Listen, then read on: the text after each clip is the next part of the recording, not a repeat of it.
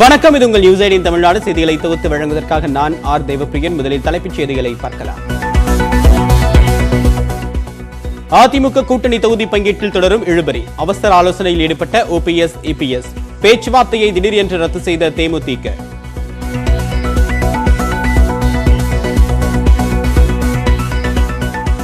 அதிமுகவுடன் அமமுக இணைவது குறித்து அதிமுக தான் முடிவு செய்ய வேண்டும்.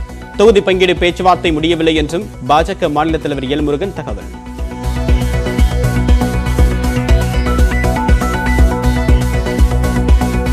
திருச்சியில் 7ஆம் தேதி திமுகவின் மாநாடு நடைபெறும் என்று மு க ஸ்டாலின் அறிவிப்பு. லட்சிய பிரகடனத்தை வெளியிட உள்ளதாகவும் பேட்டி. தமிழ் மொழியையும் கலாச்சாரத்தையும் அளிக்க பாஜக துடிப்பதாக ராகுல் காந்தி குற்றச்சாட்டு. கன்னியாகுமரி தேர்தல் பரப்புரையில் நடனமாடி உற்சாகம்.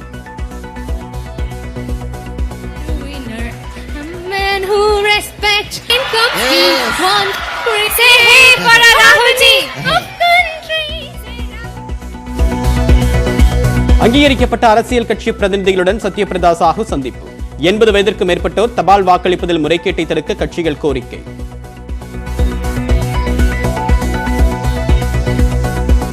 கொரோனா தடுப்பூசி போட்டுக் கொண்டார் பிரதமர் நரேந்திர மோடி. தகுதி உள்ளவர்கள் போட்டுக் கொள்ளுமாறும் வேண்டுகோள். நாடு முழுவதும் 60 வயதிற்கு மேற்பட்டோருக்கு தடுப்பூசி போடக்கூடிய பணியும் தொடக்கம்.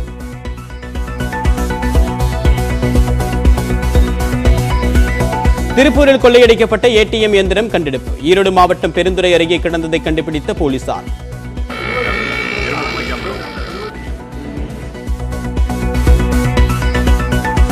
கடலூர் அருகே தாய் மற்றும் மகளை வெட்டி கொலை. நிலத்தகராறில் உறவினர்களே வெறி செயல் என்று போலீசார் தகவல்.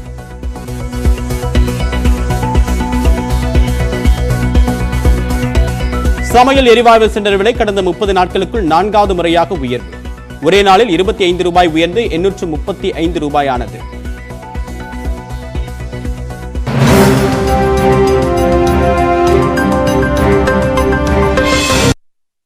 அதிமுக தேமுதிக கூட்டணியில் தொடர் இழுபறி நீடித்து வரக்கூடிய நிலையில் இன்றைய பேச்சுவார்த்தைக்கு தேமுதிக வராததால் பரபரப்பு ஏற்பட்டுள்ளது. தமிழகத்தில் தேர்தல் களம் சூடுபிடித்துள்ளதால் அதிமுக, திமுக உள்ளிட்ட பிரதான கட்சிகள் கூட்டணி கட்சிகளோடு தொகுதி பங்கீட்டு பேச்சுவார்த்தையை முடுக்கிவிட்டுள்ளன. அதிமுக கூட்டணியில் உள்ள பாட்டாளி மக்கள் கட்சிக்கு ஏற்கனவே 23 தொகுதிகள் ஒதுக்கப்பட்டு ஒப்பந்தம் போடப்பட்டுள்ளது. அதனைத் தொடர்ந்து தேமுதிகவுடன் நேற்று இரவு அமைச்சர் தங்கமணி இல்லத்தில் கூட்டணி பேச்சுவார்த்தை நடைபெற்றது. அதில் தேமுதிக நிர்வாகிகள் அனகை முருகேசன், பார்த்தசாரதி உள்ளிட்டோர் கலந்து கொண்டனர். சுமார் 1 மணி நேரம் நடைபெற்ற பேச்சுவார்த்தையின் போது தேமுதிக தங்களுக்கு பாமகவுக்கு இணையாக தொகுதிகள் ஒதுக்க வேண்டும் என்று கேட்டதாக கூறப்படுகிறது. இந்நிலையில் இன்று 2ஆம் கட்ட பேச்சுவார்த்தை நடத்த திட்டமிடப்பட்டது. ஆனால் அதிமுக ஒருங்கிணைப்பாளர் ஓ பன்னீர்செல்வம், இணை ஒருங்கிணைப்பாளர் எடப்பாடி பழனிசாமி உள்ளிட்டோர் தலைமையில் அதிமுக நிர்வாகிகள் ஆலோசனை நடத்தினர். ஆனால் தேமுதிகவுக்கு 12 தொகுதிகள் வரை மட்டுமே அளிக்க அதிமுக முன்வந்திருப்பதால் தேமுதிகவினர் இன்று பேச்சுவார்த்தைக்கு வரவில்லை என்று கூறப்படுகிறது. அதே நேரத்தில் சென்னை சாலிகிராமத்தில் உள்ள விஜயகாந்த் இல்லத்தில் அந்த கட்சியின் மூத்த தலைவர்கள் ஆலோசனை மேற்கொண்டனர். இதேபோல் அதிமுக, பாஜக இடையேயான தொகுதி பங்கீட்டில் தொடர் இழுபறி நீடித்து வருகிறது. நேற்று தனியார் நட்சத்திர விடுதியில் பாஜக மூத்த தலைவர் அமித்ஷா முன்னிலையில் பாஜகவுடனான தொகுதி பங்கீட்டு பேச்சுவார்த்தை நடைபெற்றது. இதில் அதிமுக சார்பில் ஒருங்கிணைப்பாளர் ஓ பன்னீர்செல்வம், இணை ஒருங்கிணைப்பாளர் எடப்பாடி பழனிசாமி, தேனி நாடாளுமன்ற உறுப்பினர் ரவீந்திரநாத் குமார் பங்கேற்றனர். பேச்சுவார்த்தையின் போது பாஜக சார்பில் 35க்கும் மேற்பட்ட தொகுதிகளை கேட்டதாக கூறப்படுகிறது. ஆனால் 20 தொகுதி வரை மட்டுமே ஒதுக்க அதிமுக முன்வந்திருப்பதாகவும் கூறப்படுகிறது.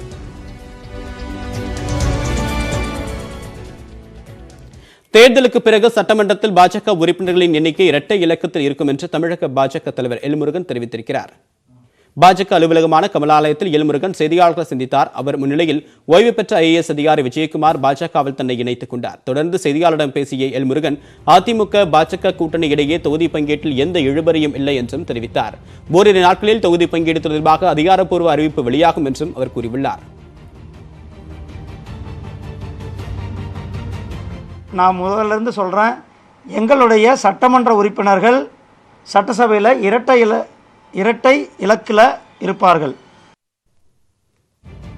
தொடர்ந்து பேசிய எல் முருகன் விலைவாசி உயர்வு தேர்தல் வெற்றியை பாதிக்காது என்றும் விலையேற்றம் நிரந்தரமானது இல்லை என்றும் தெரிவித்தார். கூட்டணியில் தேமுதிகவின் நிலைப்பாடு குறித்து அதிமுக முடிவு செய்யும் என்றும் பாஜகவில் ரவுடிகள் இல்லை என்றும் எல் முருகன் கூறியுள்ளார்.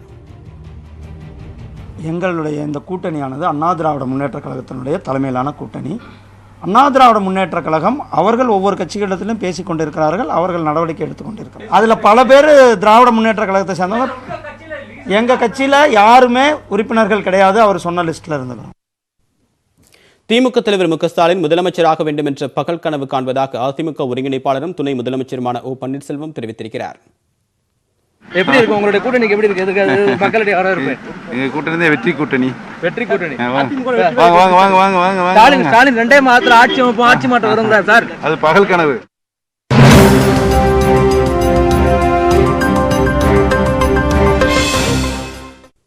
வரும் 7ஆம் தேதி திமுகவின் மாநாடு திருச்சியில் நடைபெறும் என்றும் அதில் கட்சியின் லட்சிய பிரகடனம் வெளியிடப்படும் என்றும் மு க ஸ்டாலின் தெரிவித்திருக்கிறார். மு க ஸ்டாலினின் 68வது பிறந்த நாளை ஒட்டி அண்ணா, கருணாநிதி நினைவிடங்கள் வண்ண மலர்களால் அலங்கரிக்கப்பட்டிருந்தன.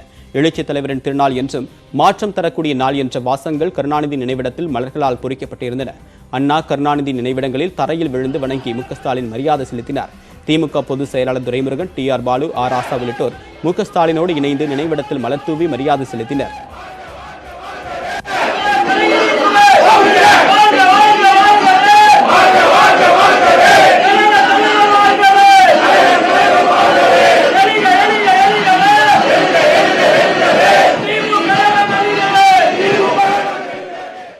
அதனைத் தொடர்ந்து சென்னையில் பெரியார் திடலில் உள்ள பெரியார் நினைவிடத்தில் திமுக தலைவர் மு க ஸ்டாலின் மரியாதை செலுத்தினார். அங்கு திராவிடர் கழக தலைவர் கி வீரமணியை சந்தித்து வாழ்த்து பெற்றார். அதற்கு பிறகு கோபாலபுரத்திற்கு சென்ற மு க ஸ்டாலின் அவருடைய தாயார் தயாளு அம்மாளை சந்தித்து ஆசி பெற்றார்.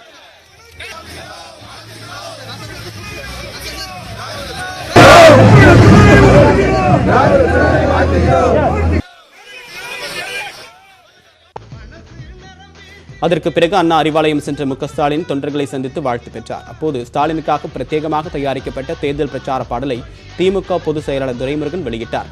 மேடையில் பேசியவர் திமுகவிற்கு பல பாடல்கள் உயிரோட்டம் தந்திருப்பதாகவும் தெரிவித்தார்.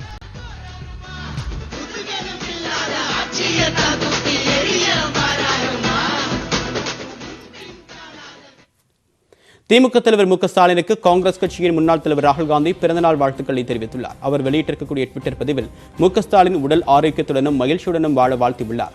மக்கள் நீதி மய்யம் கட்சியின் தலைவர் கமல்ஹாசன் வெளியிட்டிருக்கக்கூடிய ட்விட்டர் பதிவில் நண்பர் மு க ஸ்டாலினுக்கு பிறந்தநாள் வாழ்த்து என்று குறிப்பிட்டுள்ளார். விருட்சத்தின் கீழ் தாவரங்கள் வெளிச்சம் பெறுவது அரிது என்றும் கலைஞர் என்னும் மாபெரும் பிம்பத்தின் மேலுள்ள எதிர்பார்ப்பை மு க ஸ்டாலின் மிக சிறப்பாக நிறைவேற்றி வருவதாகவும் பாராட்டியுள்ளார். மு க ஸ்டாலினை வியந்து வாழ்த்துவதாகவும் கமல்ஹாசன் குறிப்பிட்டுள்ளார். பிறந்தநாள் கொண்டாடும் மு க ஸ்டாலினுக்கு நடிகர் ரஜினிகாந்த் தொலைபேசியில் தொடர்பு கொண்டு பிறந்தநாள் வாழ்த்து தெரிவித்துள்ளார். தமிழ்நாட்டிற்கு அடுத்த 10 ஆண்டுகளுக்கான தொலைநோக்கு திட்டங்களை ஆவணங்களாக தொகுத்து வரும் 7ஆம் தேதி நடைபெறவுள்ள திருச்சி மாநாட்டில் வெளியிட உள்ளதாக திமுக தலைவர் மு க ஸ்டாலின் தெரிவித்துள்ளார். சென்னை அண்ணா அறிவாலயத்தில் செய்தியாளர்கள் சந்தித்தவர் தனக்கு நேரிலும் ஊடகங்கள் வாயிலாகவும் பிறந்தநாள் வாழ்த்து கூறிய அனைவருக்கும் நன்றி தெரிவித்துக் கொள்வதாகவும் கூறியுள்ளார். இதுவரை தமிழக மக்களுடன் நடத்திய சந்திப்புகள் அடிப்படையில் கழக மூத்த நிர்வாகிகள், நடுநிலையாளர்கள், பல்துறை அறிஞர்கள் பல கட்டங்களாக நடத்தியிருக்கக்கூடிய கலந்துரையாடல்களை எல்லாம் தொகுத்து இந்த தொலைநோக்கு அறிக்கை தயாரிக்கப்பட்டிருக்கிறது.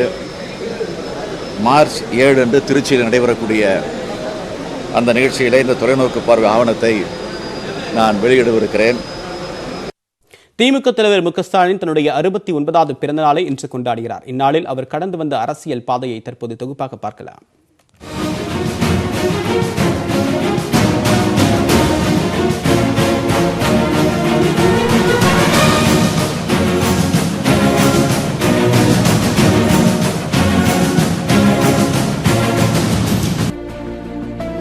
கருணாநிதி தயாளு அம்மாளின் மகனாக 1953ஆம் ஆண்டு மார்ச் 1ஆம் தேதி பிறந்த ஸ்டாலினுக்கு இளம் வயதிலேயே அரசியல் ஆர்வம் ஏற்பட்டது.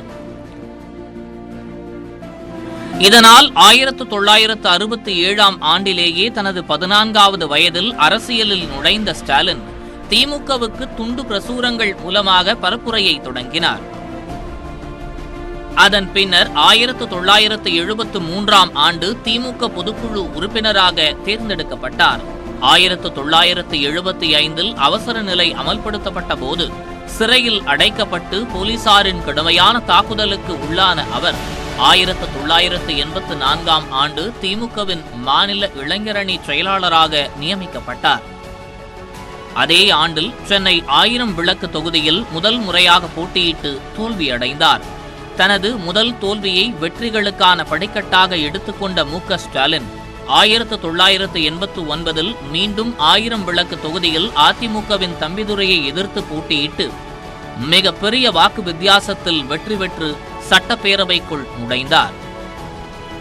பின்னர் 1996 தேர்தலில் 1000 விளக்கு தொகுதியில் அவர் இரண்டாவது முறையாக வெற்றியை வசப்படுத்தினார். அதன் பிறகு உள்ளாட்சி தேர்தலில் சென்னை மாநகராட்சிக்கு நேரடி மேயராகவும் தேர்ந்தெடுக்கப்பட்டார். இதன் மூலம் சென்னை மாநகராட்சிக்கு நேரடியாக தேர்வான முதல் மேயர் என்ற பெருமையும் அவருக்கு கிடைத்தது. அப்போது சென்னையில் நிலவிய போக்குவரத்து நெரிசலுக்கு தீர்வு காணும் வகையில் ராயப்பேட்டை, அடையாறு, அண்ணா பல்கலைக்கழகம், எழும்பூர் என 10 இடங்களில் மேம்பாலங்களை கட்ட திட்டமிடப்பட்டது. அதன் பிறகு 2001 தேர்தலில் மீண்டும் அதே தொகுதியில் வென்று 3வது முறையாக சட்டப்பேரவைக்கு தேர்வானார். அதே ஆண்டு மீண்டும் சென்னை மேயராகவும் தேர்ந்தெடுக்கப்பட்டார். ஆனால் 2002ஆம் ஆண்டு அப்போதைய அதிமுக அரசு கொண்டு வந்த சட்டத்தால் அவர் மேயர் பதவியிலிருந்து விலக நேரிட்டது. 2006இல் 1000 விளக்கு தொகுதியிலிருந்து 4வது முறையாக தேர்ந்தெடுக்கப்பட்டு உள்ளாட்சி மற்றும் ஊரக வளர்ச்சித்துறை அமைச்சரானார். பின்னர் 2008ஆம் ஆண்டு திமுகவின் பொருளாளராகவும் தேர்வானார் ஸ்டாலின். தொடர்ந்து 2009இல் முதல் துணை முதலமைச்சராகவும் ஸ்டாலின் நியமிக்கப்பட்டார். உள்ளாட்சித்துறையில் அப்போது பல சிறப்பான திட்டங்களை செயல்படுத்தினார். 2011 மற்றும் 2016ஆம் ஆண்டுகளில் கொளத்தூர் தொகுதியிலிருந்து எம்எல்ஏவாக தேர்வு செய்யப்பட்டார். 2016ஆம் ஆண்டு ஒற்றை நபராக நமக்கு நாமே தேர்தல் பரப்புரை மேற்கொண்டு தொண்டர்களை உற்சாகப்படுத்தினார்.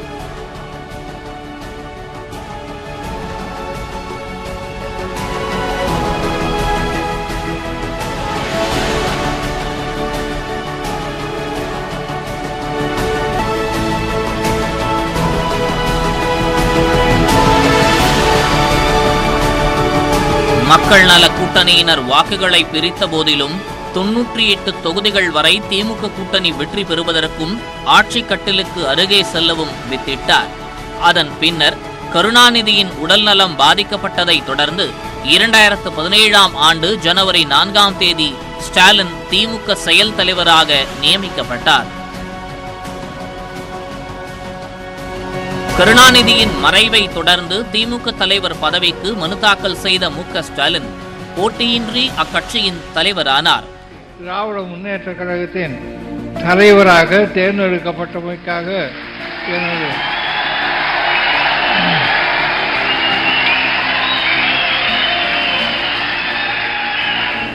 இதனைத் தொடர்ந்து 2019 நாடாளுமன்ற தேர்தலில் தனது தலைமையிலான திமுக 39 தொகுதிகள் வரை வெற்றி பெறுவதற்கு காரணமாக விளங்கிய ஸ்டாலின் அதே நேரத்தில் நடந்த 22 தொகுதி சட்டசபை இடைத்தேர்தலிலும் 13 தொகுதிகளை வசப்படுத்தினார். இந்த நிலையில் வரவிருக்கும் சட்டப்பேரவை தேர்தலிலும் வெற்றி முகத்தை எதிர்நோக்கி நம்பிக்கையுடன் பயணிக்கிறார் மு.க. ஸ்டாலின்.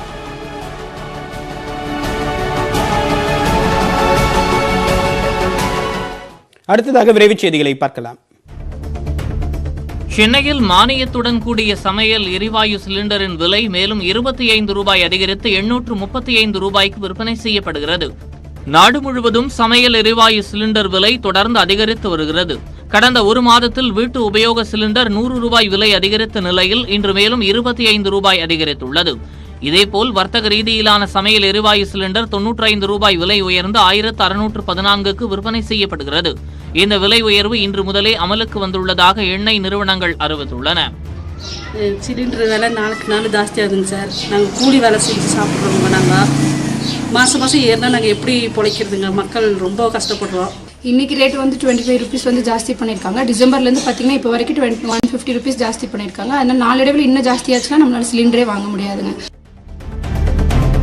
கடலூரை அடுத்த இடையார்பாளையம் பகுதியில் நிலத்தகராறில் தாய் மற்றும் மகளை கொலை செய்து அவர்களுடைய நிலத்திலேயே வீசிய சம்பவம் பரபரப்பை ஏற்படுத்தியுள்ளது. புதுச்சேரி நோனாங்குப்பம் பகுதியைச் சேர்ந்த விஜயலட்சுமி தனது மகள் மற்றும் மகனுடன் வாழ்ந்து வந்தார். அவருக்கு கடலூர் மாவட்டம் இடையார்பாளையம் பகுதியில் 2 ஏக்கர் நிலம் இருப்பதாக கூறப்படுகிறது. அந்த நிலத்தை கேட்டு அவரது உறவினர்கள் அடிக்கடி தகராறு செய்து வந்ததாக சொல்லப்படுகிறது. இந்த நிலையில் அந்த நிலத்தில் தாய் மற்றும் மகள் இரத்த காயங்களுடன் சடலமாக மீட்கப்பட்டுள்ளனர். இச்சம்பவம் குறித்து போலீசார் விசாரணை நடத்தி வருகின்றனர். மதிமுக திமுக மற்றும் விடுதலை சிறுத்தைகள் கட்சிகளுடன் தொகுதி பங்கீடு தொடர்பாக இன்று மாலை திமுக ஆலோசனை நடத்துகிறது. மனிதநேய மக்கள் கட்சி, இந்திய யூனியன் முஸ்லீம் லீக் கட்சிகளுடன் நேற்று திமுக தொகுதி பங்கீடு குழு ஆலோசனை நடத்தியது. இந்த 2 கட்சிகளுக்கும் தலா 2 தொகுதிகளை ஒதுக்க முடிவு செய்திருப்பதாக கூறப்படுகிறது. இன்று நடைபெறும் 2ஆம் கட்ட பேச்சுவார்த்தையில் இறுதி செய்யப்பட்ட தொகுதி பங்கீடுக்கான ஒப்பந்தம் கையெழுத்தாக உள்ளதாக தகவல் வெளியாகியுள்ளது. திருப்பூர் மாவட்டத்தில் கொள்ளையடிக்கப்பட்ட ஏடிஎம் இயந்திரம் பெருந்துறை அருகே உடைந்த நிலையில் கண்டெடுக்கப்பட்டது. திருப்பூர் மாவட்டம் கூலிப்பாளையம் 4 சாலை பகுதியில் அமைந்துள்ள பேங்க் ஆஃப் பரோடா வங்கி கிளையின் ஏடிஎம் இயந்திரத்தை மர்ம நபர்கள் ஞாயிற்றுக்கிழமை காலை கொள்ளையடித்துச் சென்றனர். டாடா ஸ்மூ வாகனம் மூலம் கட்டி பெயர்த்தெடுத்து கொள்ளையடிக்கப்பட்டது தெரியவந்தது. இதையடுத்து கொள்ளையர்களை பிடிக்க 6 தனிப்படைகளை காவல்துறையினர் அமைத்தனர். இந்நிலையில் ஈரோடு மாவட்டம் பெருந்துறையை அடுத்த சரளை பகுதியில் உடைக்கப்பட்ட நிலையில் ஏடிஎம் இயந்திரம் கண்டுபிடிக்கப்பட்டது. இது தொடர்பாக காவல்துறையினர் தொடர் விசாரணை நடத்தி வருகின்றனர். இரட்டை இலை சின்னம் பெற லஞ்சம் கொடுத்ததாக தொடரப்பட்ட வழக்கின் விசாரணையில் இருந்து டெல்லி உயர்நீதிமன்ற நீதிபதி சுப்பிரமணியம் பிரசாத் விலகினார். இரட்டை இலை சின்னத்தை தங்களது தரப்பிற்கே ஒதுக்க வேண்டும் என்று தேர்தல் கமிஷன் அதிகாரிக்கு டிடிவி தினகரன் தரப்பு லஞ்சம் கொடுக்க முயன்றதாக டெல்லி போலீசார் வழக்கு தொடர்ந்தனர். இது தொடர்பான விசாரணைக்கு தடை கோரி டிடிவி தினகரன் உள்ளிட்டோர் டெல்லி உயர்நீதிமன்றத்தில் மனு தாக்கல் செய்தனர். மனு மீதான விசாரணையில் இருந்து உயர்நீதிமன்ற நீதிபதி விலகியதால் விசாரணை மார்ச் 25ஆம் தேதிக்கு ஒத்திவைக்கப்பட்டது. மதுரவாயல் வாலாஜா நெடுஞ்சாலையில் உள்ள 2 சுங்கச்சாவடிகளில் 50% கட்டணம் மட்டுமே வசூலிக்க வேண்டும் என்ற உத்தரவை மறு ஆய்வு செய்ய சென்னை உயர்நீதிமன்றம் மறுத்துள்ளது.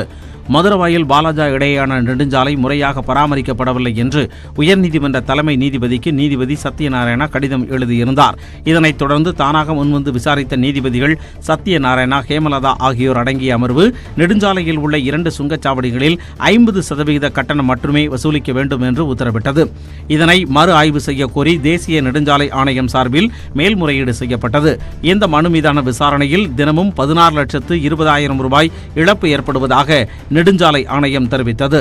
இந்த கோரிக்கையை நிராகரித்த நீதிபதிகள் மனுவை தள்ளுபடி செய்து உத்தரவிட்டனர். ஒசூர் அருகே மகளை காதலித்த இளைஞரை பெண்ணின் தந்தை அடித்து கொலை செய்த சம்பவம் பரபரப்பை ஏற்படுத்தியுள்ளது. கிருஷ்ணகிரி மாவட்டம் பேரிகையை அடுத்த கான்றப்பள்ளி கிராமத்தைச் சேர்ந்த நாராயணன் என்பவர் பெங்களூருவில் உள்ள ஜேபி நகர் பகுதியில் காய்கறி கடை நடத்தி வருகிறார். இவரது கடைக்கு அருகே கடை நடத்தி வரும் 25 வயது வசந்த் என்பவர் நாராயணனின் மகளை 3 ஆண்டுகளாக காதலித்து வந்துள்ளார். இந்த விவகாரம் நாராயணசாமிக்கு தெரிய வந்துள்ளது. இருவருக்கும் திருமணம் செய்து வைப்பதாக வசந்தை கான்றப்பள்ளிக்கு காரில் அழைத்துச் சென்று நாராயணன் உருட்டுக்கட்டை மற்றும் கற்களால் அடித்து கொலை செய்துவிட்டு பேரிகை காவல் நிலையத்தில் சரணடைந்தார். சேலம் மாவட்டம் தலைவாசல் அருகே சுங்கக் கட்டணம் கேட்டதால் ஆத்திரமடைந்த தமிழக வாழ்வுரிமை கட்சியினர் சுங்கச்சாவடியை சூறையாடினர். ஓமலூரில் நடைபெற்ற தமிழக வாழ்வுரிமை கட்சியின் மாநாட்டில் பங்கேற்ற அக்கட்சியின் தொண்டர்கள் ஏராளமான வாகனங்களில் ஊர் திரும்பிக் கொண்டிருந்தனர். தலைவாசல் பகுதியில் இருக்கும் நத்தக்கரை சுங்கச்சாவடியில் அவர்களின் வாகனங்களை தடுத்து நிறுத்திய ஊழியர்கள் சுங்கக் கட்டணம் செலுத்துமாறு கூறியுள்ளனர். இதனால் தமிழக வாழ்வுரிமை கட்சியினர் சுங்கச்சாவடியின் தடுப்புகளை உடைத்து சேதப்படுத்தினர். சுங்கச்சாவடி ஊழியர் மீதும் தாக்குதல் நடத்தினர்.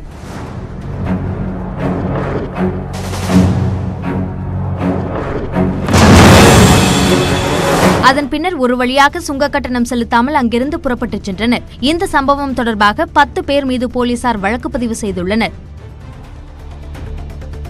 மற்ற செய்திகளை ஒரு சிறிய இடைவேளைக்கு பிறகு பார்க்கலாம்.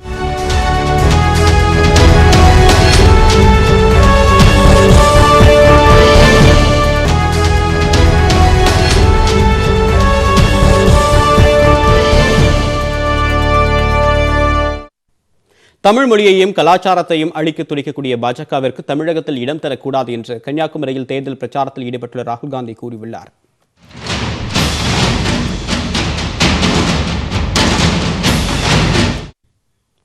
தென்காசியிலிருந்து ஹெலிகாப்டர் மூலமாக கன்னியாகுமரிக்கு வந்த ராகுல் காந்தி தன்னுடைய 3ஆம் நாள் பிரச்சாரத்தை தொடங்கினார். தோவாளையில் பொதுமக்கள் மத்தியில் உரையாற்றியவர் அமலாக்கத்துறை, வருமான வரித்துறை மூலமாக தமிழக முதலமைச்சரை நரேந்திர மோடி மிரட்டுவதாக சாடினார். தமிழக முதலமைச்சர் மக்கள் முன்புதான் தலைகுனிய வேண்டுமே தவிர நரேந்திர மோடியிடம் தலைகுனிய கூடாது என்று குறிப்பிட்டார். பெருந்தலைவர் காமராஜ் வல்லுநர்களின் கருத்தை கேட்காமல் ஏழைகளின் நலனுக்காக திட்டங்களை தீட்டியவர் என்று பெருமிதம் தெரிவித்தார். கலாச்சாரத்தை, தமிழர்களுடைய பண்பாட்டை காப்பாற்றுவதற்காக நான் இருக்கிறேன். தமிழக கலாச்சாரம் இந்திய கலாச்சாரங்களில் ஒன்றில்லையா? This is the battle that is being fought in the election. இது இந்த தேர்தலில் பிரதிபலிக்க வேண்டும். And it is my duty as an Indian person to protect Tamil culture, Tamil language Tamil history. தோழர்களே, நான் இருக்கிறேன். தமிழர்களுடைய மொழி உணர்வை, தமிழர்களுடைய கலாச்சாரத்தை, தமிழர்களுடைய பண்பாட்டை காப்பாற்றுவதற்காக நான் இருக்கிறேன். அதன் பிறகு அகஸ்தீஸ்வரத்தில் உள்ள காங்கிரஸ் கட்சியின் முன்னாள் எம்பி வசந்தகுமார் நினைவிடத்தில் ராகுல் காந்தி மலர் வளையம் வைத்து மரியாதை செலுத்தினார். அங்கிருந்த வசந்தகுமாரின் மனைவி மற்றும் குடும்பத்திற்கு ராகுல் காந்தி ஆறுதல் கூறினார். வசந்தகுமாரின் உருவப்படத்தை திறந்து வைத்தவர் மணிமண்டபத்திற்கு அடிக்கல் நாட்டினார்.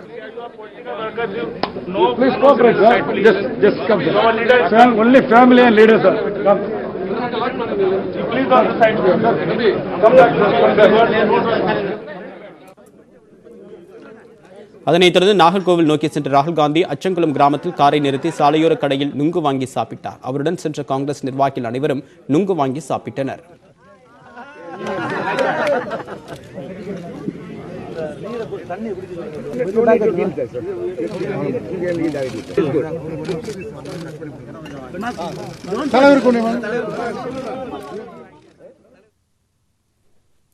சமையல் எரிவாயு விலை உயர்வுக்கு காங்கிரஸ் கட்சியின் முன்னாள் தலைவர் ராகுல் காந்தி ட்விட்டரில் கண்டனம் தெரிவித்துள்ளார்.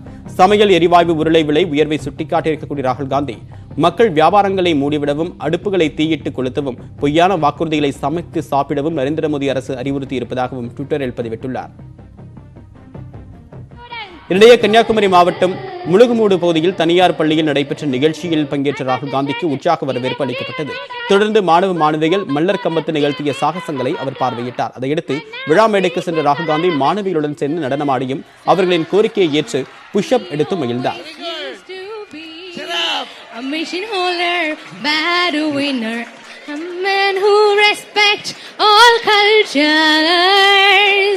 A man respected by elders. Come on, students, make some noise for Rahul ji. Communicator, go. Decision maker, go. Can we have a big round of applause for our Rahul ji? Decision maker, he wants to create. Come on, students, make some noise for our Rahul ji. He wants to say hey for our Rahul ji. country. Say Rahul ji. Rahul, Rahul, Rahul, Rahul. தமிழக அரசு தேர்தலுக்காகவே கூட்டுறவு சங்க கடன்களை ரத்து செய்துள்ளதற்கு காங்கிரஸ் கட்சியின் மூத்த தலைவர் ப. சிதம்பரம் குற்றம் சாட்டியுள்ளார். திருப்புவனத்தில் காங்கிரஸ் கமிட்டியின் பூத் கமிட்டி கூட்டத்தில் பங்கேற்று பேசிய அவர், முதலமைச்சருக்கு நேரம் இருந்தால் மளிகை கடையில் பொதுமக்கள் வாங்கிய கடனையும் தள்ளுபடி செய்வதாக அறிவித்திருப்பார் என்றும் சாடியுள்ளார். 5 மணிக்கு தேர்தல் அறிக்கை வருது, தேர்தல் அறிவிப்பு வருது, அவசரமா 10 மணிக்கு பேப்பர் பென்சில் எடுத்து எழுதி அறிவிச்சிட்டாரு. இன்னும் கொஞ்சம் நேரம் இருந்துச்சுன்னா அறிவிச்சிருப்பாரு. மளிகை கடன் திறப்பு, நண்பர்கள் கைமாற்ற கடன் அறிவிச்சிருப்பாரு. அவருக்கு என்ன, எத்தனை மகளிர் சுயது, எத்தனை ஆயிரம் கோடி கடன், முதல் எவ்வளவு, வட்டி எவ்வளவு, நிலுவையில் எவ்வளவு, எந்த கணக்கு தெரியாது. அங்கீகரிக்கப்பட்ட அரசியல் கட்சிகளின் பிரதிநிதிகளுடன் தமிழக தலைமை தேர்தல் அதிகாரி சத்யபிரதா சாஹூ ஆலோசனை மேற்கொண்டார். தமிழகத்தில் சட்டமன்ற தேர்தல் ஏப்ரல் 6ஆம் தேதி நடைபெறவுள்ள நிலையில் தேர்தல் பணிகள் மும்முரமாக நடைபெற்று வருகிறது. அதன் ஒரு பகுதியாக அங்கீகரிக்கப்பட்ட அரசியல் கட்சிகளின் பிரதிநிதிகளுடன் தமிழக தலைமை தேர்தல் அதிகாரி சத்யபிரதா சாஹூ ஆலோசனை நடத்தினார். சென்னை தலைமை செயலகத்தில் நடைபெற்ற இந்த ஆலோசனை கூட்டத்தில் திமுக, அதிமுக, காங்கிரஸ், பாஜக உள்ளிட்ட கட்சிகளின் பிரதிநிதிகளும், இரு கம்யூனிஸ்ட் கட்சிகள், பகுஜன் சமாஜ், திரிணாமுல் காங்கிரஸ் மற்றும் தேசியவாத காங்கிரஸ் உள்ளிட்ட அங்கீகரிக்கப்பட்ட கட்சிகளின் பிரதிநிதிகளும் கலந்து கொண்டனர். தேர்தல் நடத்தை விதிமுறைகள் குறித்து தமிழக தலைமை தேர்தல் அதிகாரி முக்கிய ஆலோசனையை மேற்கொண்டார். இந்த கூட்டத்தில் தேமுதிக பிரதிநிதிகள் கலந்து கொள்ளவில்லை. 80 வயதிற்கு மேற்பட்டோர் வாக்களிப்பது தொடர்பாக உரிய வழிமுறைகளை பின்பற்ற வேண்டும் என்று அங்கீகரிக்கப்பட்ட அரசியல் கட்சிகளின் பிரதிநிதிகள் கூட்டத்தில் வலியுறுத்தியதாக பொள்ளாச்சி ஜெயராமன் தெரிவித்துள்ளார். 80 வயது மற்றும் 80 வயதுக்கு மேற்பட்டவர்களுக்கு வாக்களிப்பதற்கு வீடுகளிலே இருந்து அளிப்பவர்கள் மீண்டும் வாக்குச்சாவடிக்கு வந்துவிடாமல் இருப்பதற்கும் என்னென்ன புதிய வழிமுறைகள் வைக்கப்பட்டிருக்கிறது என்பதனை அனைத்து அரசியல் கட்சிகளுக்கும் தெரிவிக்க வேண்டும் என்று அனைத்து இந்திய அண்ணா திராவிட முன்னேற்ற கழகத்தின் சார்பாக கேட்கப்பட்டிருக்கிறது. அதேபோல புதிதாக வேட்புமனுக்களில் ஏதேனும் மாற்றங்கள் செய்யப்பட்டிருந்தால் அதுவும் அரசியல் கட்சிகளுடைய கவனத்துக்கு கொண்டு வர வேண்டும் என்று சொல்லப்பட்டிருக்கிறது. மேலும் அனைத்து இந்திய அண்ணா திராவிட முன்னேற்ற கழகத்தை பொறுத்தவரையிலே தேர்தலை சந்திப்பதற்கு எல்லா நிலையிலும் தயாராக இருக்கிறோம். அனைத்து கட்சிகளின் பிரதிநிதிகள் கூட்டத்தின் போது திமுக சார்பில் தலைமை தேர்தல் அதிகாரியிடம் 12 கோரிக்கைகள் முன்வைக்கப்பட்டுள்ளது. திமுக அமைப்பு செயலாளர் RS பாரதி தெரிவித்துள்ளார். மேலும் தபால் வாக்கள் மூலமாக தான் தேர்தலில் பல்வேறு குளறுபடிகள் ஏற்படுவதாகவும் அதை தடுத்து நிறுத்த வேண்டும் என்றும் அவர் வலியுறுத்தியதாகவும் கூறியுள்ளார்.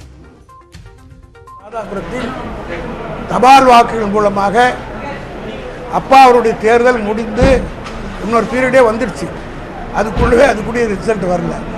ஆக தபால் ஓட்டிலே தான் எல்லா விதமான தவறுகளையும் செய்வதற்குரிய வாய்ப்புகள் இருக்கிறது. ஆகவே அந்த தபால் ஓட்டு முறையை நீக்க வேண்டும். அதில் அந்த 80 வயதுக்கு மேற்பட்ட நீதிமன்றத்திலே திராவிட முன்னேற்ற கழகத்தின் சார்பில் வழக்கம் தொடர்ந்திருக்கிறோம். மக்கள் நீதி மய்யம் கட்சியின் சார்பில் தேர்தலில் போட்டியிட உள்ள வேட்பாளர்களுக்கான நேர்காணல் சென்னையில் தொடங்கியுள்ளது. மக்கள் நீதி மய்யம் சார்பில் தேர்தலில் போட்டியிட விருப்ப மனு அளித்தவர்களுக்கான நேர்காணல் சென்னை ஆழ்வார்பேட்டையில் உள்ள கட்சியின் தலைமை அலுவலகத்தில் நடைபெற்றது. கட்சியின் தலைவர் கமல்ஹாசன் தலைமையில் நடைபெறக்கூடிய இந்த நேர்காணல் அடுத்த 3 நாட்கள் நடைபெறவுள்ளது. நிர்வாகக் குழு, செயற்குழு மற்றும் பொதுச் செயலாளர்கள் உட்பட 38 பேருக்கு முதற்கட்டமாகும். அடுத்து காஞ்சிபுரம் மற்றும் சென்னை மண்டல தொகுதிகளுக்கான வேட்பாளர் நேர்காணலும் இன்று நடைபெறவுள்ளது. கூட்டத்தில் கூட்டணி குறித்தும் ஆலோசிக்கப்படும் என்ற தகவலும் வெளியாகியுள்ளது. வரும் 7ஆம் தேதியன்று முதற்கட்ட வேட்பாளர் பட்டியல் வெளியாகும் என்றும் தெரிவிக்கப்பட்டிருக்கூடிய நிலையில் 3ஆம் தேதி முதல் கமல்ஹாசன் தன்னுடைய தேர்தல் பரப்புரையை ஆலந்தூரில் இருந்து தொடங்கவுள்ளார். திமுக தான் பாஜகவின் பி டீம் என்று மக்கள் நீதி மய்யம் கட்சியில் அண்மையில் இணைந்த பழ கருப்பையா குற்றம் சாட்டியுள்ளார்.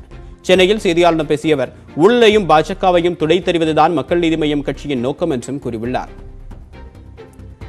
கமல் ஒரு முறை சொன்னார், காந்தியை கொன்றவன் தான் இந்தியாவினுடைய முதல் பயங்கரவாதி, இந்து பயங்கரவாதி என்று சொன்னார். ஹிந்து டெரரிஸ்ட். காந்தியை கொன்றவன் இந்து terrorist. Terrorism started with RSS, started with Hindu என்று சொன்னார். ஆகவே எங்களுடைய நோக்கம் பிஜேபியை தொடை தருவது, ஊழலை தொடை தருவது, இந்த 2 கட்சிகளையும் அரசியலை விட்டு அப்புறப்படுத்துவது, பிஜேபியையும் சேர்த்து தொடை தருவது. ஆகவே பி டீம் நீங்கள் தான். மோடி ஆட்சிக்கு வந்ததற்கு 2G தான் காரணம். ஆகவே திமுக தான் மோடியினுடைய பி டீமே தவிர நாங்கள் அல்ல. திமுக எனும் தீய சக்தியை தோற்கடிக்கத்தான் கொளத்தூர் தொகுதியில் போட்டியிட விருப்ப மனு தாக்கல் செய்திருப்பதாக அதிமுக செய்தி தொடர்பாளர் அப்சரா ரெட்டி தெரிவித்துள்ளார். சென்னையில் கட்சியின் தலைமை அலுவலகத்தில் விருப்ப மனு தாக்கல் செய்த பிறகு செய்தியாளர்கள் சந்தித்தவர், திமுக லேப்டாப்பில் மட்டுமே அரசியல் செய்வதாகவும் விமர்சனம் செய்துள்ளார். ஸ்டாலின் கடந்த கொரோனா காலத்தில் வீட்லயே உட்கார்ந்து அரசியல் செஞ்சுட்டு இருக்காரு. நான் ஒவ்வொரு தொகுதிக்கும் போய், ஒவ்வொரு ஸ்லம்முக்கும் போய், ஒவ்வொரு பகுதிக்கும் போய் பார்க்கும்போது திமுக வெறும் லேப்டாப்ல அரசியல் செஞ்சுட்டு இருக்காங்க. திமுகவோட குடும்ப அரசியலை விரட்டுறதுக்கு நான் நிச்சயமாக கொளத்தூர்ல போட்டியிடுவேன். அடுத்ததாக விரைவுச் செய்திகளை பார்க்கலாம். சென்னையில் உள்ள 16 சட்டமன்ற தொகுதிகளுக்கு தேர்தல் நடத்தும் அதிகாரிகள் நியமனம் செய்யப்பட்டுள்ளனர். சென்னையில் ஆர்கே நகர், கொளத்தூர், வில்லிவாக்கம், பெரம்பூர், திருவிக நகர், எழும்பூர், ராயபுரம், துறைமுகம், சேப்பாக்கம், ஆயிரம் விளக்கு, அண்ணா நகர், விருகம்பாக்கம், சைதாப்பேட்டை, தியாகராய நகர், மயிலாப்பூர், வேளச்சேரி என 16 சட்டமன்ற தொகுதிகள் உள்ளன. இந்த தொகுதிகளுக்கு பல்வேறு அரசு துறைகளில் உள்ள இணை ஆணையர் மற்றும் மேலாளர் பொறுப்புகளில் உள்ள அதிகாரிகள் தேர்தல் கண்காணிப்பு அலுவலர்களாக நியமனம் செய்யப்பட்டுள்ளனர். வரும் சட்டமன்ற தேர்தலில் போட்டியிடும் வேட்பாளர்கள் 234 பேரையும் ஒரே மேடையில் அறிமுகம் செய்ய உள்ளதாக நாம் தமிழர் கட்சி அறிவித்துள்ளது. இதுகுறித்து அக்கட்சியின் தலைமை ஒருங்கிணைப்பாளர் சீமான் வெளியிட்டுள்ள அறிக்கையில், ராயப்பேட்டை YMCA திடலில் வரும் 7ஆம் தேதி பிற்பகல் 3 மணிக்கு நடைபெறும் பொதுக்கூட்டத்தில் வேட்பாளர்கள் அறிமுகப்படுத்தப்படுவார்கள் என்று அறிவிக்கப்பட்டுள்ளது. நாம் தமிழர் கட்சி தனித்து போட்டியிடுவதுடன் 234 தொகுதிகளில் 50 விழுக்காடாக 117 தொகுதிகளுக்கு வேட்பாளர்கள் மகளிர் என்றும் அறிவித்துள்ளார். நாம் தமிழர் கட்சி ஆட்சியின் செயற்பாட்டு வரைவை ஆவணமாக அன்றைய தினம் வெளியிட இருப்பதாகவும் அறிக்கையில் சீமான் கூறியுள்ளார். நீட் தேர்வின் OMR விடைத்தாளில் முறைகேடு நடந்திருப்பதாக எழுந்துள்ள புகார் குறித்து CBCID விசாரணை நடத்த உயர்நீதிமன்றம் உத்தரவிட்டுள்ளது. கோவையைச் சேர்ந்த மாணவர் ஒருவர் தன்னுடைய OMR விடைத்தாளின் கூட்டு மதிப்பெண் முன்னுக்கு பின் முரணாக இருப்பதாக உயர்நீதிமன்றத்தில் வழக்கு தொடர்ந்திருந்தார். கடந்த ஆண்டு அக்டோபர் 8ஆம் தேதி வெளியிடப்பட்ட OMR விடைத்தாளில் 594 மதிப்பெண்கள் காண்பித்ததாகவும், அக்டோபர் 17ஆம் தேதிக்கு பிறகு அவை 248ஆக குறைக்கப்பட்டுள்ளதாகவும் மனுவில் குறிப்பிட்டிருந்தார். அதற்கான ஆதாரத்தையும் நீதிமன்றத்தில் சமர்ப்பித்திருந்தார். இந்த வழக்கை விசாரித்த நீதிபதி CBI விசாரணைக்கு ஏன் உத்தரவிடக்கூடாது என ஏற்கனவே கேட்டிருந்தார். அதற்கு மத்திய அரசு தரப்பில் கடும் எதிர்ப்பு தெரிவிக்கப்பட்டு வந்தது. இந்நிலையில் இந்த வழக்கை சைபர் கிரைம் நிபுணத்துவம் வாய்ந்த அதிகாரிகளை நியமித்து CBCID விசாரிக்க வேண்டும் என உயர்நீதிமன்றம் உத்தரவிட்டுள்ளது. யார் மீதும் வழக்கு பதிவு செய்யாமல் ஆரம்பகட்ட விசாரணை நடத்தி 3 மாதத்திற்குள் அறிக்கை தாக்கல் செய்யவும் உயர்நீதிமன்றம் உத்தரவிட்டுள்ளது. கோவை தேக்கம்பட்டி யானைகள் முகாமில் ஸ்ரீவில்லிபுத்தூர் யானை அதனுடைய பாகன்களால் கொடூரமாக தாக்கப்பட்ட நிலையில் யானையை ஒப்படைக்க அசாம் அரசு தமிழக வனத்துறைக்கு கடிதம் அனுப்பியுள்ளது. தேக்கம்பட்டி பவானி ஆற்று படுகையில் கோயில் யானைகளுக்கான நலவாழ்வு முகாம் நடைபெற்று வருகிறது. இதில் பங்கேற்றுள்ள ஸ்ரீவில்லிபுத்தூர் ஆண்டாள் கோயில் யானை ஜெயமால்யதாவை பாகன்கள் வினில்குமார் மற்றும் சிவபிரசாத் ஆகியோர் குச்சியால் தாக்கும் வீடியோ சமூக வலைதளங்களில் வேகமாக பரவியது.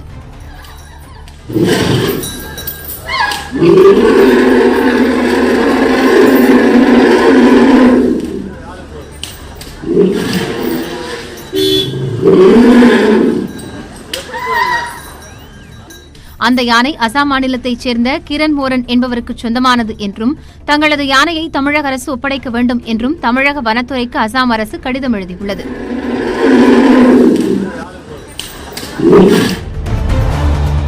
விவசாயத்துறையில் தனியார் பங்களிப்பை அதிகரிப்பதற்கான நேரம் வந்துள்ளதாக பிரதமர் மோடி தெரிவித்துள்ளார்.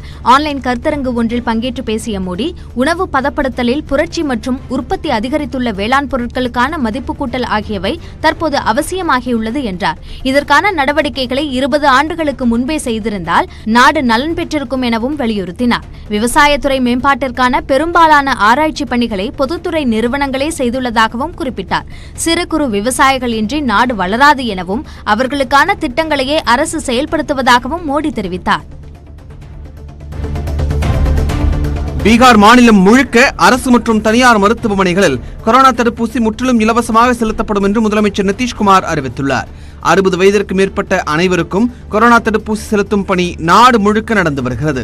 மத்திய அரசு அறிவுறுத்தியுள்ளதன்படி அரசு மருத்துவமனைகளில் இலவசமாகவும் தனியார் மருத்துவமனைகளில் சேவை கட்டணமாக 100 ரூபாய் உட்பட ஒரு டோஸ் தடுப்பூசிக்கு 250 ரூபாய் வசூலிக்க முடிவு செய்யப்பட்டுள்ளது. இந்த நிலையில் பீகாரில் மட்டும் அனைத்து மையங்களிலும் தடுப்பூசி இலவசமாக அளிக்கப்பட இருக்கிறது. அந்த மாநில தேர்தல் வாக்குறுதியின்படியே இந்த அறிவிப்பு வெளியிடப்பட்டுள்ளது. குஜராத்தில் தற்கொலை செய்து கொண்ட இஸ்லாமிய இளம்பெண் இறப்பதற்கு முன் சபர்மதி நதியை அழகாக இருப்பதாக வர்ணித்து உயிரை மாய்த்து கொண்ட வீடியோ வெளியாகியுள்ளது. அகமதாபாத்தைச் சேர்ந்த ஆயிஷா என்ற இளம்பெண்ணுக்கும் ராஜஸ்தான் மாநிலம் ஜலோரைச் சேர்ந்த ஆரிஃப் கானுக்கும் 2018ஆம் ஆண்டு திருமணம் நடந்துள்ளது.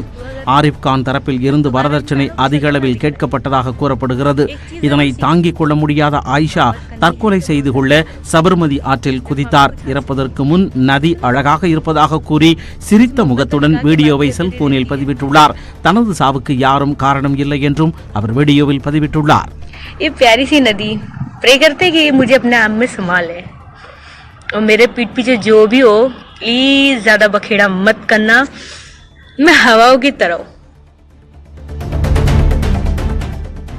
ஆந்திராவில் பிரச்சாரத்துக்கு செல்ல முயன்ற முன்னாள் முதலமைச்சர் சந்திரபாபு நாயுடுவை போலீசார் தடுத்து நிறுத்தி கைது செய்ததால் அவர் விமான நிலையத்தில் அமர்ந்து தர்ணாவில் ஈடுபட்டார்.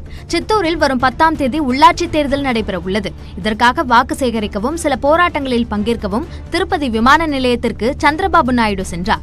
அப்போது தேர்தல் நடத்தை விதிகளை காரணம் காட்டி சந்திரபாபு நாயுடுவை ரேணிகுண்டா போலீசார் விமான நிலையத்திலேயே தடுத்து நிறுத்தி கைது செய்தனர். கைதை கண்டித்து சந்திரபாபு நாயுடு விமான நிலையத்திலேயே தரையில் அமர்ந்து போலீசாருடன் வாக்குவாதத்தில் ஈடுபட்டார். 45 நிமிடங்களுக்கு பிறகு போலீசாரின் கோரிக்கையை ஏற்று சந்திரபாபு நாயுடு திரும்பிச் சென்றார். கன்னியாகுமரி மாவட்டம் குளச்சலில் ராகுல் காந்தி பிரச்சாரத்தில் ஈடுபட்டு வருகிறார். நேரலை காட்சிகளை பார்க்கலாம்.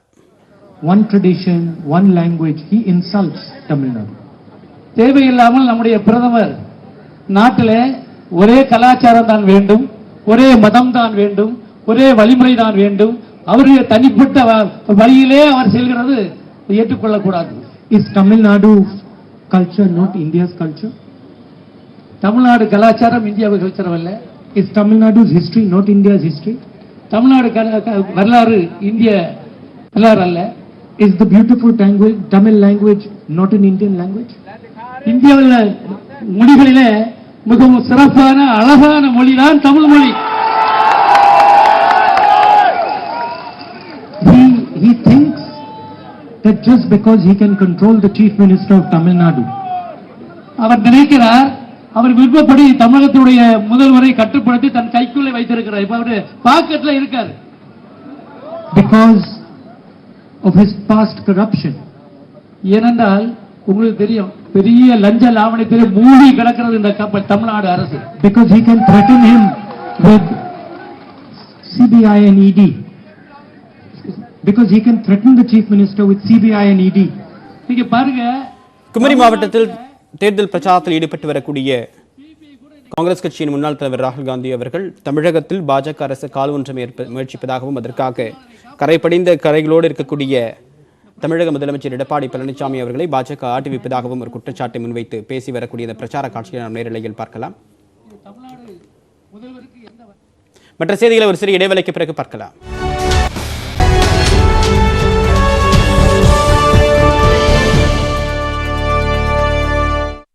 டெல்லி எய்ம்ஸ் மருத்துவமனையில் பிரதமர் நரேந்திர மோடி கொரோனா தடுப்பூசி போட்டுக் கொண்டார்.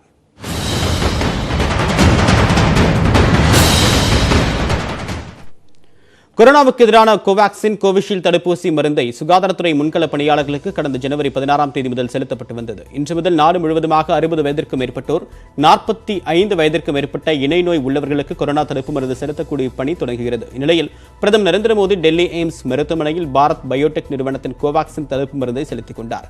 அவருக்கு புதுச்சேரியை சேர்ந்த செவிலியர் நிவேதா தடுப்பூசி போட்டார்.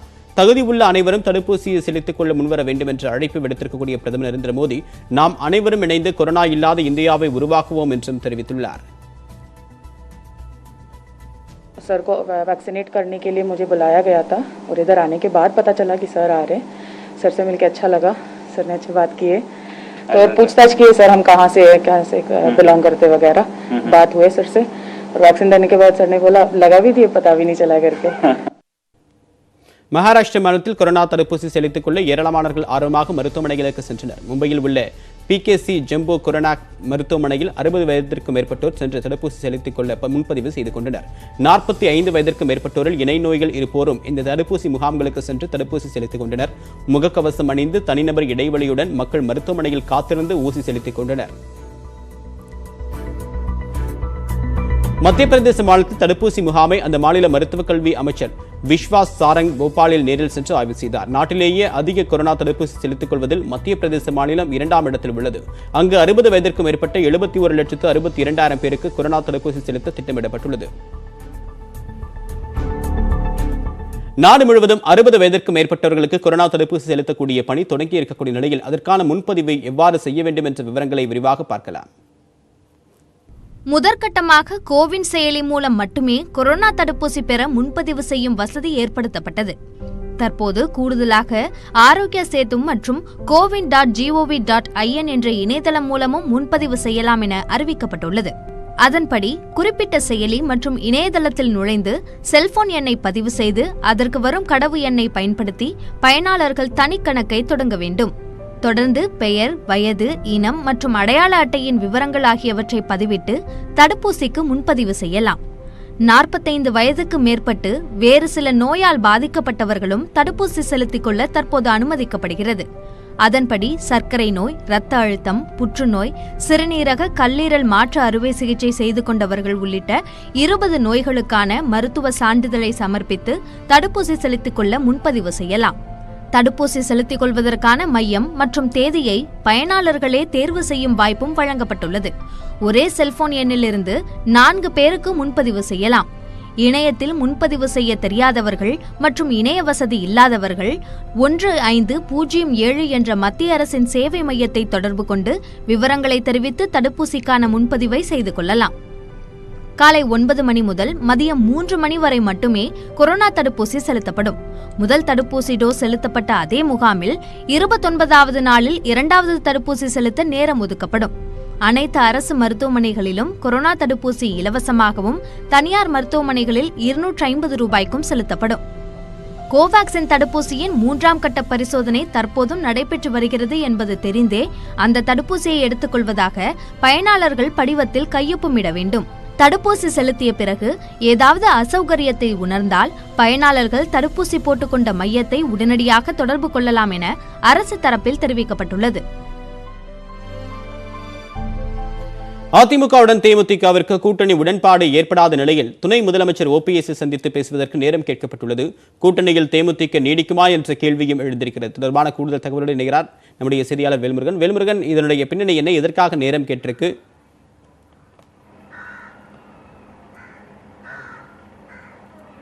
தேவப்பிரியன், இன்று தேமுதிக சார்பில் இருந்து அமைச்சர் தங்கமணி அவர்களை நேரில் சந்தித்து ஆலோசனை நடத்துவதற்கு திட்டமிடப்பட்டிருந்தது.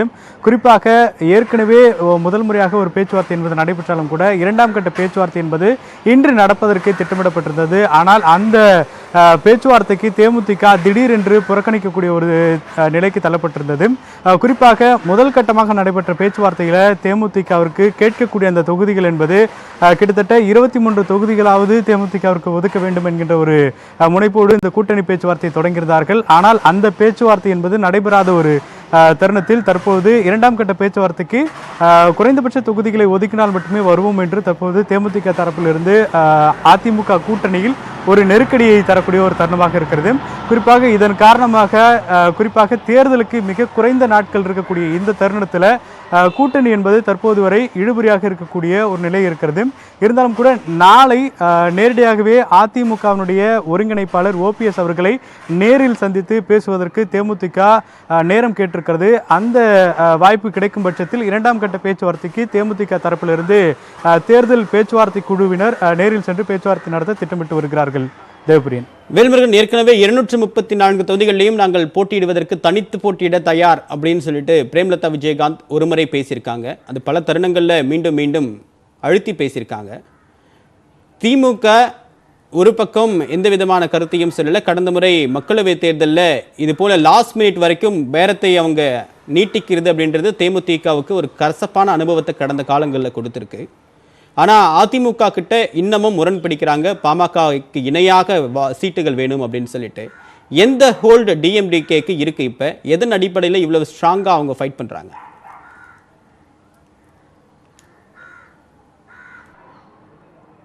அதாவது அதிமுக கூட்டணியில் தேமுதிக நீடிக்கும் பட்சத்தில் அது அதிமுகவிற்கு ஒரு பலம் என்பதை தேமுதிக உணரக்கூடிய ஒரு நிலையில் இருக்கிறது. இருந்தாலும் கூட தேமுதிகவினுடைய வாக்கு வங்கி மிகப்பெரிய அளவில் கணிசமாக குறைந்திருக்கிறது. இதன் காரணமாக அதிமுகவுடைய சிக்கல் என்பது தேமுதிகவினுடைய கூட்டணி தேவைப்பட்டாலும் கூட அதிக இடங்களை கொடுக்க முடியாத ஒரு நிலை இருக்கிறது. அதே நிலையில் தங்களுடைய கூட்டணி அதிமுகவிற்கு கிடைக்கும் பட்சத்தில் அது அதிமுகவுக்கான வெற்றி அப்படிங்கிற பட்சத்தில் அதிகமான இடங்களை வேணும் என்ற ஒரு இந்த இரண்டு முரண்பட்ட ஒரு கருத்துக்கள் என்பது அதிமுக தேமுதிகவினுடைய கூட்டணியில் நீடித்து வருகிறது. இந்த நிலையில தற்பொழுது அதிமுகவினுடைய கூட்டணியில் தேமுதிக நீடிக்கும் என்கின்ற ஒரு கேள்வி என்பது ஒரு சந்தேகத்துடன் ஒரு கேள்வியாகத்தான் இருக்கிறது. ஆனால் அடுத்த கட்ட முடிவை தேமுதிகவும் எடுக்கக்கூடிய ஒரு தருணத்தில் இல்லை. குறிப்பாக இந்த தேர்தல் தேதி என்பது மிக நெருக்கத்தில் இருக்கிறது. குறிப்பாக அமமுகவுடன் ஒரு ரகசிய பேச்சுவார்த்தை என்பது நடைபெற்று வருவதாக தகவல்கள் வந்தாலும் கூட அது இதுவரைக்கும் தேமுதிக தரப்பிலிருந்தோ அல்லது அதிமுக தரப்பிலிருந்தோ அமமுக தரப்பிலிருந்தோ இதுவரைக்கும் உறுதிப்படுத்தக்கூடிய எந்த தகவலும் வெளியாகவில்லை. எனவே தேமுதிக அதிமுகவுடன் கூட்டணியை தொடருமா அல்லது அடுத்த கட்ட நிலைப்பாட்டை எடுக்குமா என்பதை நாளை OPS அவர்களை சந்திக்கக்கூடிய வாய்ப்பு ஏற்பட்டால் மட்டுமே அதை உறுதிப்படுத்தக்கூடிய ஒரு நிலை இருக்கிறது. தேவபிரியன், ஒருவேளை பாமகக்கு இணையாக தொகுதிகளை அதிமுக ஒதுக்காத பட்சத்தில் தேமுதிகவிற்கு அடுத்ததா தேமுதிக என்ன நிலைப்பாடை எடுக்கும்?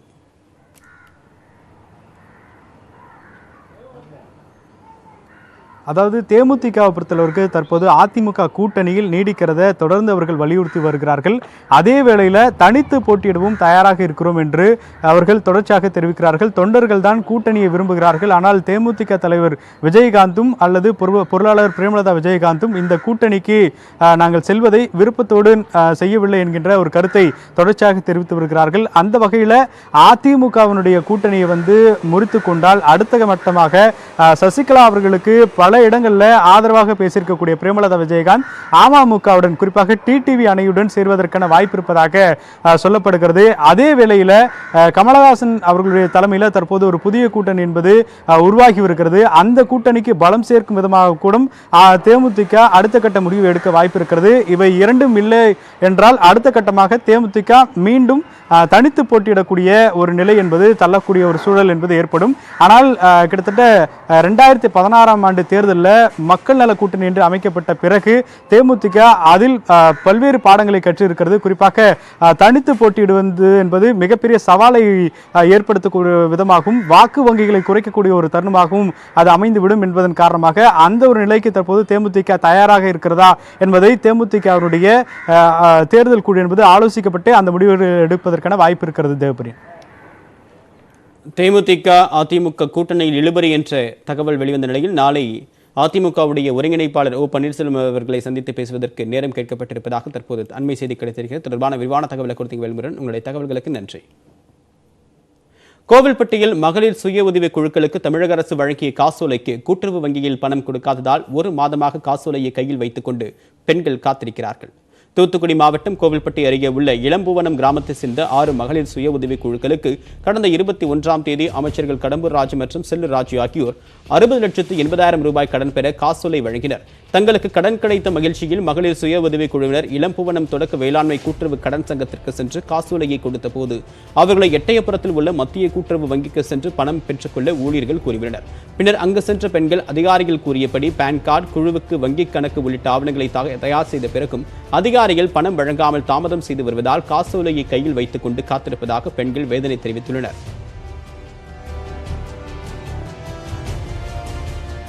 வந்த நாளையிலிருந்து எட்டயாரம் சொசைட்டி, இளமோன சொசைட்டி நாங்கள் அலைஞ்சது தான் மிச்சம். இதை ஒன்றை கொண்டு போனால் இன்னொன்று கொண்டு வாங்க, ஆதார கார்டை கொண்டு வாங்க, ஆதார கார்டில் பேர் சேர்க்கலைங்க, நம்பர் சேர்க்கலைங்க, பிறகு திருப்பி பேங்க் கார்டு அப்ளை பண்ணுங்க. பேங்க் கார்டு அப்ளை பண்ணிட்டு வந்து கொண்டு கொடுத்தேன்னா எங்களுக்கு உங்கள் செக்குக்கு எங்களுக்கு பணமே இல்லை, எங்களுக்கு பண்டே இல்லையே, நாங்கள் எப்படி ரூபா கொடுப்போம், எங்கிட்ட ஏன் வந்து ரூபா தொந்தரவு பண்ணுறீங்க, எங்களுக்கு பண்ணிருந்தா தானே கொடுப்போம், எங்ககிட்ட இல்லை, நாங்கள் கொடுக்கல.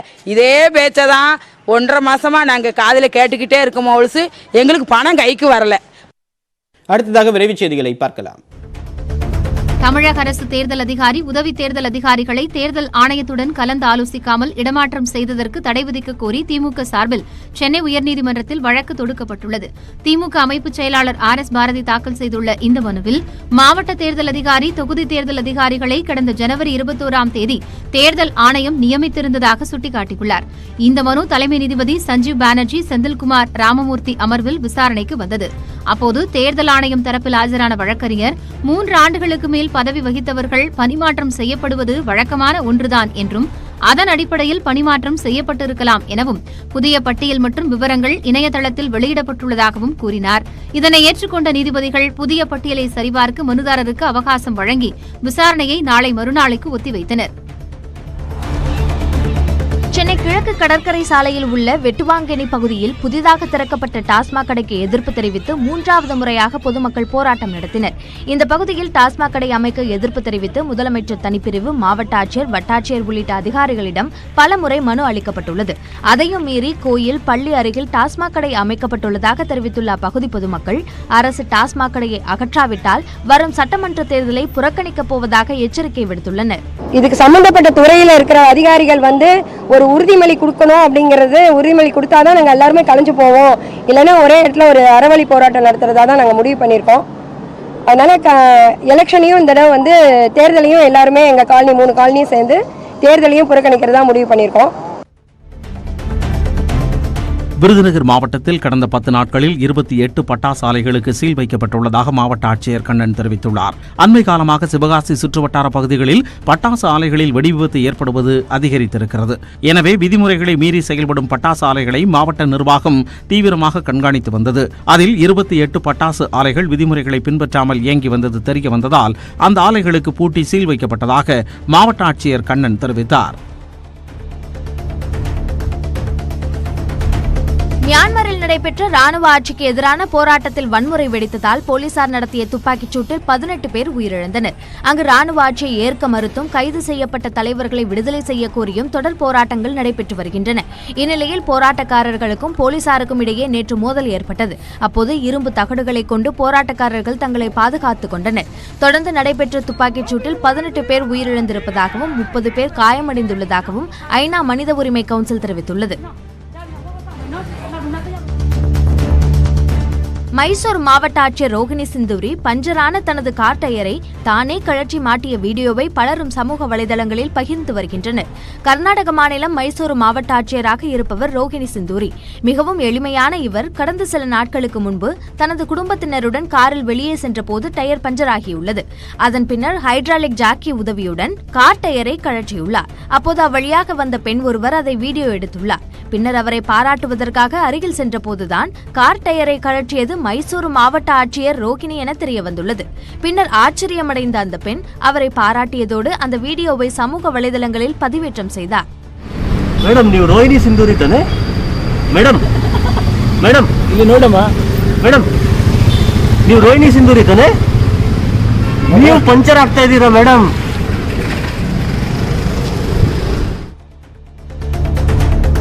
கடலூரில் துணை ராணுவம் மற்றும் போலீசார் அணிவகுப்பு நிகழ்ச்சி நடைபெற்றது. தமிழகத்தில் அடுத்த மாதம் 6ஆம் தேதி சட்டப்பேரவைத் தேர்தல் நடைபெறவுள்ள நிலையில் பொதுமக்கள் அச்சமின்றி வாக்களிக்க ஏதுவாக தேர்தல் ஆணையம் பல்வேறு ஏற்பாடுகளை செய்து வருகிறது.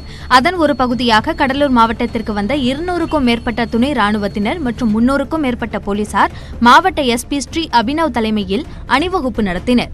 கடலூர் பாரதி சாலையிலிருந்து திருப்பாதிரைப்புலியூர் வரை முக்கிய சாலைகளில் இந்த அணிவகுப்பு நடைபெற்றது.